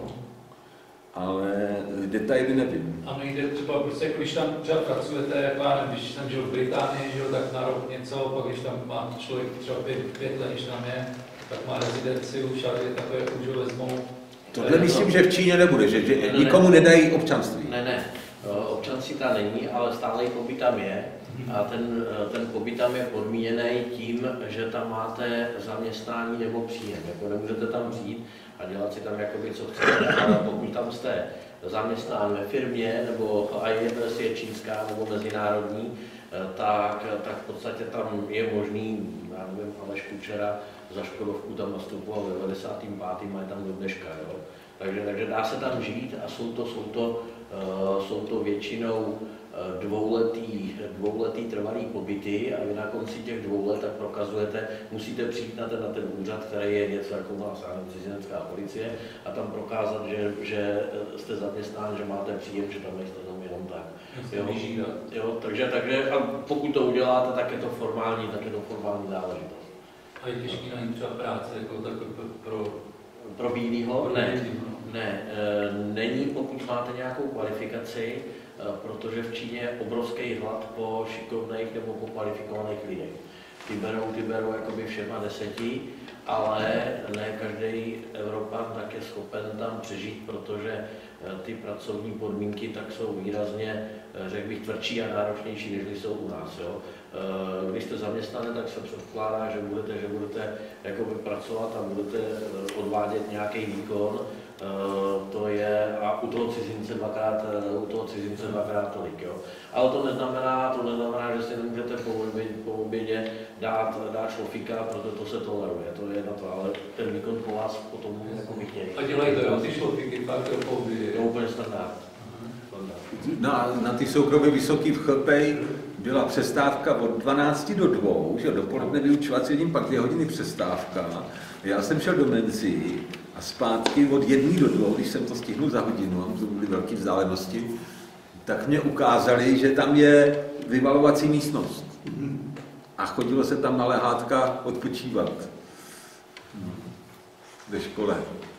No, ale jinak co se týče těch kvalifikovaných, tak já jsem nekvalifikovaný, ale je tam přísnej zákaz, ne přísnej, ale dost tuhej, zaměstnávat na 60 let, čili já bych už nemohl jako ofiko, musel bych asi na černo a mohl bych učit buď jazyky nebo hru na klavír, no, to se tam dá sehnat, takovýhle práce. Jako ve školství prostě. To je jako Pavle, jako nad 60 do důchodu. Ne, je v podstatě zákaz vydávat pracovní vízum, to je Z vízum, na 60 let. Já jsem měl nabídku v tom Zhejiangu za krásný plat učit češtinu a dokonce byla intervence až z českého vyslanství, to jsem ještě tam jako mohl, ještě jsem nebyl stíhan, ještě jsem byl loajální občan A oni napsali, nemůžeme nikoho nutit, aby porušil zákon, ale když chtějí, to tady Míla tam byl dlouho, zná tu mentalitu jejich. Když Číňan chce, tak jde všechno, ale když nechce, tak nejde nic. Jo. A nebo klasická, je důležitý znát mentalitu Číňanů, a nebo se buď vlastní zkušeností, nebo se poradit s lidmi, jako je tady Míla Soušek, protože tam je klasický, ten strašně se mi líbilo, já jsem mu vykládal nějaký, co mě potkalo teďka v té škole, v tom Chlpe, jo, v té soukromé divoké škole pro ty odpadní studenty, tak hele, oni mě slíbili, já jsem ani to nečekal, že mám dostat jako prázdninový prémii, že jo, tak jak je v Holandsku se říká třeba Vakanziegeld, tady nevím, jak se to jmenuje, a tam prostě, že i na ten červenec jakoby plat, i když se neučí, jo. A říkal, tady byly jenom 2 měsíce, to asi nemám nárok, ty smlouvy to nevyplývá. Ale ne, to vám dáme, ale nechtěli to dát tom červenci, protože si mysleli, že v září už nepřijedu, abych jim to neukradl. A já jsem to říkal Mílovi, a on říkal, no to je podle sebe, soudím tebe. No, že protože oni už tomu bílému do něj promítnou ty své fligny, které rádi dělají, oni jsou rádi, když ošidějí bílýho, že jo, je to pomsta za století ponížení a je to taková příjemná věc pro ně. No, takže se mě tohleto stalo a mě se strašně líbilo. No jo, podle sebe jsem pak jsem přijel v září a vykešovali ten prázdninový plat. Číňani chodí v kolika důchodů? To nevím. Důchodový systém doporučuji koupit dizertaci Alice Weidl, kandidátka na spolkovou kancléřku, studovala čínštinu a sepsala 250kovou dizertační práci důchodový systém Čínské lidové republiky. Důchodový systém prakticky neexistuje, protože ty důchody jsou, ale jsou velmi malý. A je to založeno na tom, že když je někdo soukromník, jako, že dělá sám na sebe, tak si vlastně i sám sobě potom platí důchod. Ve chvíli, kdy postupuje, nebo jsou to ty podniky větší a větší, tak čím větší podnik, tím větší má sociální povinnosti a od určitý míry zaměstnanců už musí mít svůj vlastní důchodový systém, svůj vlastní důchodák, svou vlastní školu a tak dále. Takže tam se to řeší stupňovitě podle toho, kde dělá, ale obecně třeba státní zaměstnanci a tak dále, tak mají důchod velmi malý, protože tam je to tradiční už od Konfucia, tak se předpokládá, že o rodiče se postarají děti. Takže tam je 3generační systém pořád dávaný, ty střední generace vydělává, do mladých se investuje co možná nejvíc, především do vzdělání nebo do schopností a zcela automaticky se předpokládá, že nejstarší generace bude dotována zase dětma. Já bych se chtěl zeptat, proč měli v Číně takový strach z toho Falun Gongu?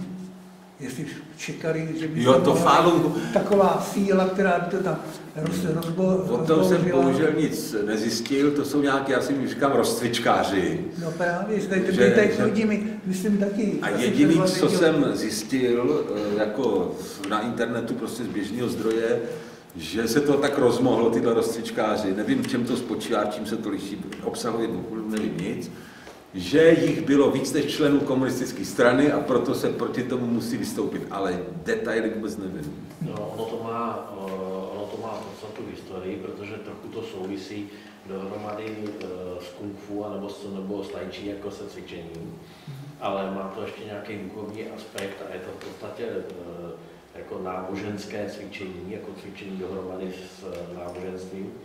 A to náboženství není úplně slučitelný s tou moderní civilizací, protože oni dávají přednost tomu duchovnu. Je to něco jako sekta, já bych to přirovnal v Evropě teda, jo, tak bych to přirovnal třeba k jehovistům. Jo, tak něco v tomhle tomu.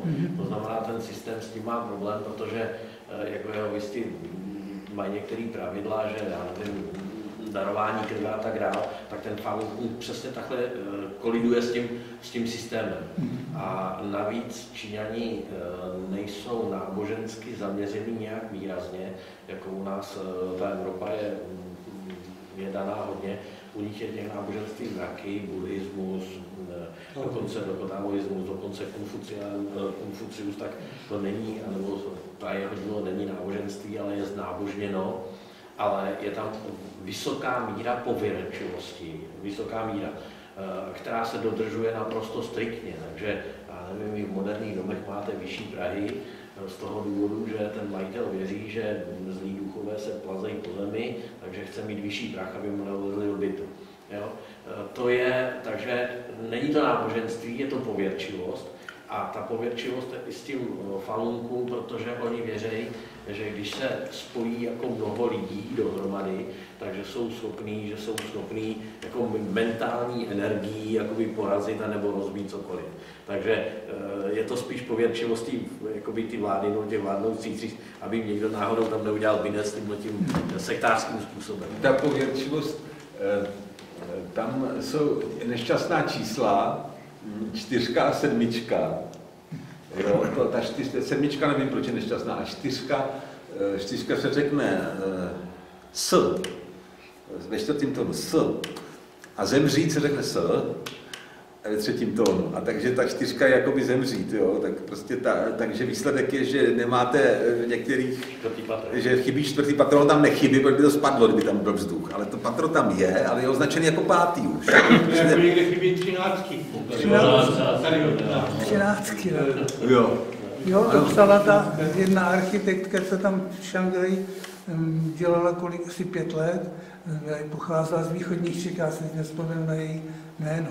Pak odešla do Nové Kaledonie a tam asi se jí narodili děti a asi Francouze a pak se vrátila sem do Čech. A teď si nevzpomínám na její jméno, vydala takovou knížku, který popisovala, jak prostě v té Číně musela makat. Dělala prostě v soboty, neděle a do půlnoci třeba. Dělala architekturu.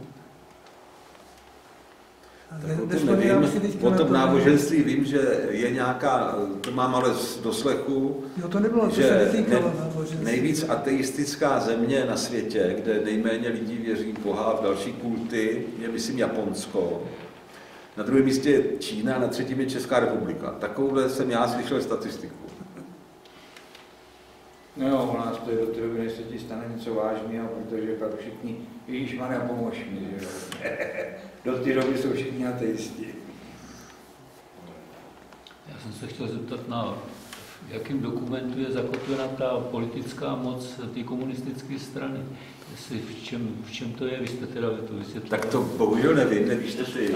Jestli mají my ani jeden z nás jsme se nenaučili číst znaky. Takže nemám prostě originální písemný čínský prameny, nemůžu studovat, musel bych to zjišťovat. A je to... Jestli je to v zákonech, nebo... Jako to bylo tady. Měli jsme 4. článek ústavy. Čili vedoucí úloha jako zakotá. A v čem je zakotá? To bude asi ústava a zákony. Já jsem právě hledal ty zastavový. Ale vyšla v 86. roce čínská ústava. Ta edice socialistických zemí, ústav a Jugoslávie, že jo, Bulharsko a Čínská lidová republika. Ústavy. No, je zajímavé, že my jsme měli v dobách, kdy bylo to nejtvrdší, 50, tak ústava nebyla. Až teprve v roce 60. Ústavě, která jinak Československo tam žádný... článek 4, že jo? No a ten tam nebyl do roku 60. Ale celý ty nejhorší období tam nebyl. Ono to je ale trochu jinak, my to pořád vnímáme mezi evropskýma očima, ono tak vůbec není, jo. Protože v Číně vždycky vládly dynastie a ono je v podstatě úplně jedno, jestli to jsou Čingové, Mingové nebo komunisti, prostě to nějaká dynastie, jo. A chová se to jako dynastie. A co tam je vůbec zajímavé, že oni se poměrně hodně poučili z Československa, protože oni začínali tou metodikou nebo tou teorií socialismus lidskou tváří a dokonce starší generaci si pamatuje pana Šika, který tam jezdil nějakou dobu jako poradce a Pavel, co vám tady promítal Deng Xiaopinga, tak to je zřejmě asi největší muž minulého století, i když my to tady tak moc nevnímáme, ale správně bylo řečeno, že otočit miliardový národ z totální chudoby do totální prosperity, to se v podstatě nikomu nepodařilo, žádnému zvůdců. Takže je to pouze postava, která je nedoceněná, pro nás nebyla zajímavá a nakonec Američani neměli zájem, aby ho nějak propagovali, i přesto, že on spustil tu spolupráci se Spojenými státama. Rusáci tyho taky neměli nejmenší důvod propagovat, protože ten zase, oni to brali, že se odklání od toho jejich standardního způsobu marxismu, leninismu, takže vlastně velmi úspěšný člověk a vůdce, tak ten svět mu vlastně nechtěl, protože nikomu se to moc nelíbilo. Jako všichni tam viděli to negativum, jenom pro Číňany to bylo pozitivní. Číňani byli velký pragmatici, že oni brali od nás to nejlepší. Já pamatuju ještě doby Koláře a tak dále. Všichni jsme chtěli do Číny dodávat, že, a byli jsme schopni dodávat, to znamená tam ale pasovat doprava a tak dále. Ještě je to tak 40 let, jsem byl u Mannesmana v Lóru a v podstatě Číňani tam školili, nebo Němci školili Číňany, mistry a tak dále, výrobu vysokotlaký hydrauliky. Jo, to jsem zapomněl říct, ano, že tam byly ty reformy toho Xiaopinga, že nelpět na tom společném vlastnictví. Ano. A další, ta proč se ta Čína takhle rozběhla, že oni poslali studenty do ciziny na všechny možné univerzity, ale i teda asi, když byl nějaký projekt, tak do fabrik. A ty lidi nezůstávali v té Americe, ale vraceli se do Číny. Jo, a takže oni mají kompletně vybudovanou za poslední 30 let průmyslovou základnu a teď až postaví velké letadla pro civilní letectví, tak přestanou kupovat Airbusy a tím asi bude dokončená naprostá emancipace průmyslová Číny. Jsou ty mašiny prostě na výrobu jako těch malorozměrových mikroprocesorů. To ještě poslední nad tím mám. Ty jsou dále ale to je takové poslední, co jim chybí. No a to bylo, to nebyli jenom studenti, to jenom studenti, tam ještě přece hrálo roli to, že ty lakomí kapitalisti z Ameriky i z Evropy chtěli tam vyrábět, že se tam bere menší mzda. A já jsem dělal teda tlumočníka ne čínštiny, ale němčiny na 2 fabrikách v Německu, kde se stěhovala výroba do Čech, jo. Ale tam jsem jasně viděl, že když teda stěhuju výrobu, že musím dát všechny výkresy, všechny návody, jak montovat, jak obrábět. A říkal Míla, že jedině šance, jak něco zatajit, je nějaký materiálové věci, nějaké úpravy. Jinak tam musíte dát všechny dokumenty, jak co vyrobit, no tak to tam spousta lidí, jednak za toho Nixona, nebo kdy to začali tu zbližování s tou Amerikou, tam aktivně přenášeli ty technologie, přímo Američani, pač chtěli z Číny vychovat nějaký klacek na Rusa, v podstatě si mysleli tehdy. Ale pak tam už dobrovolně nosili tu technologii sami jednotlivé fabriky, že tam prostě bude levnější práce, čistě chamtivost kapitalistická. Globalisti využívali arbitráž. A pak, jak jsem říkal, ty studenti, pak jsem říkal to století ponížení, ta morální složka té pracovitosti vlastně, jako celku, to už jsou taky jiných lidí, ale prostě skládá se to z několika těch věcí a dneska teda jako soutěžit s Čínou tady v čele. Jo, ještě další věc. My máme tady vládu, kde se 5 lidí nedomluví ani koloniálním jazykem. Jo. Typicky třeba paní Černochová nebo pan, pan Bakalář, ten je Lipavský, ten se domluví, ale to je tak všechno. A v Číně taky existuje kamarádšoft a ven mi na tohle místo neteř a tadyhle mě za úplatek něco udělej. Korupce, klientelismus všechno existuje, ale v těch nejvyšších vládních těch zřejmě není, protože mě říkal Vít Vojta, že neexistuje, aby někdo jako s podprůměrným vzděláním šel dělat ministra nebo něco. To prostě není, že tam prostě musí být někdo, a že mají elitní univerzity, jsme se taky bavili o tom, že jo, je jich tam 1200 a z nich několik bude, tam třeba Sečuánská univerzita měla tam na nástěnce inzerát a má ho na internetu, na této univerzitě přijmeme do práce nositele Nobelovy ceny, roční plat tolik a tolik, jo. No, protože to jsou určitý pozice, zejména ty ministerský, kde se prostě nestane, aby někdo, jako pan Lipavský nebo paní Černochová, šli sedět do kabinetu do vlády. To prostě nejde. Ale to není systém současný, ten systém, který v podstatě začal už v období Konfucia, kdy on definoval vztahy mezi podanýma, nadřízenýma a vzdělanost a nějaký ty principy společenského chování. A vlastně celou dobu tak ten systém funguje na řekl bych, takovýmto principu vytahování kvality nahoru. Takže když na vesnici se dříve třeba, já nevím, před 100 lety narodil kluk nebo holka, no spíš teda kluk tehdy, který byl schopen si zapamatovat znaky a umět psát, tak se z něj stával písař a v tu chvíli už šel v tom společenském žebříčku a čím byl jakoby lepší, tak tím více dostával dál a dál, až vlastně ta liga končila v Pekingu. A tohle ten systém té snahy o tlaku té kvality nahoru, na ten existuje, takže to není, potom ta vláda nevypadá tak špatně protože tam skutečně není jenom nějaký zájem, nějaký rodiny nebo někoho takového, ale ten tlak je tam tolik lidí, kteří do toho místa se tlačí, že se pořád vybírají vždycky ty nejlepší. Takže on, než proleze tím sejtem postupně, tak je několikrát přebraný. Jo? V tom je ta obrovská síla. Pavel tady říkal, v čem spočívá ten čínský úspěch proti nám.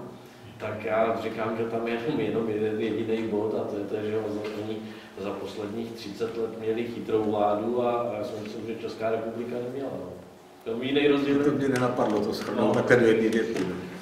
No a když to teda takhle jako řeknete, tak není nakonec ten systém v podstatě, jako kdybychom to vzali podle tak to dělal Aristotel, v podstatě vlastně aristokracie, když teda vytáhnou vlastně to nejlepší jako z té společnosti nahoru.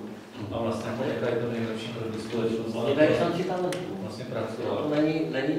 Není to, že by to byl rodový systém, ale aristokracie je to, že se narodím a jsem předurčen. Tam musím dokázat schopnost. Já něco řeknu jiného. Meritokracie. No, to nemá nic společného. Janíčáři v Turecku. To byli vůdci. No ne, to byli administrativě taky. Se stal vládenec vesnice vezírem. Byl to třeba Řek, nebo to byl Srb. Křesťané, Většinou. Křesťané. Většinou, 90%. To nebyli jenom vojáci. To byla administrativa. Vojáci to byl odpad z té administrativy. Tak jestli už nejsou... Přerostlo to do toho 1804. No a všechny janíčáře postavili ke zdi asi svým způsobem. V Srbsku, Karadžordže. Ne, než by to bylo Karadžordže, jo, ale Turci sami. Aha, tak to se mi neví. Tak jo. Jo, Konec. Za měsíc bude druhá dvojka, jo. Ne, to až naplánuje.